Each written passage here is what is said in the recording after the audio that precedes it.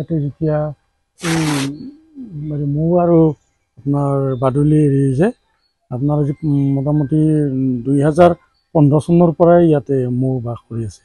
মোৰ লগত মোটামুটি আজি 4 বছৰ ধৰি বাদুলিবিলাক আহে। আহি আমাৰ এই বৰবৰী অঞ্চলৰ মোটামুটি প্ৰকৃতিৰ লগতে এইখিনি আপোনাৰ সৌন্দৰ্যৰ সৃষ্টি কৰিছে আৰু বাটৰুৱা বিভিন্ন এইবিলাক মানুহ আহি চাই যায়। মানুহবিলাকে চাই যায়, চাই আৰু ইয়াতে ৰৈ আৰু এনে ফটো মাৰে, এনেকুৱা আৰু চাইও ভাল পায়, এনেকুৱা আহি কৰে আৰু এইবাৰ যাকো মানে হেৰি মৌ বাহা আছে মোটামুটি 300-400 গ'লে হৈ যায় মৌ বাহা।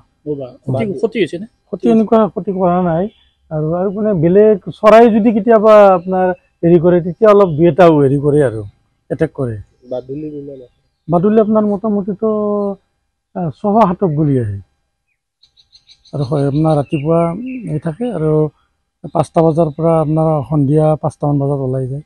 এডাল শিমলু গছতে আছে এডালত নহয় আৰু বেলেগ চাইডতো আছে আৰু তাৰ পৰা আৰু যদি অত বেছি হেৰি হৈ যায় আৰু ইয়াতে আহি যায়। তথাপিতো বেছি বাদুলি আৰু ইয়াতে এডালতে আছে।